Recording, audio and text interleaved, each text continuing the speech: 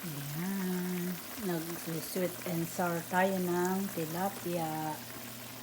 Ayan, ang lalaki ng tilapia dito. Escabeche sa Tagalog yan. Escabeche. Lalagyan na natin ang isda para manuot sa loob. Nakuluan na natin ng matagal yung sauce na may pinya. Sweet and sour. Yan, lalagay na natin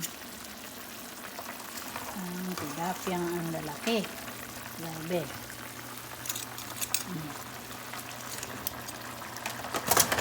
Yan ang ating sweet and sour. Daing pinya para manuot. Sarap na daing pinya. Pakuluan natin ng matagal para manuot ang pinya. Ang ating ulam mamayang gabi, sweet and sour tilapia.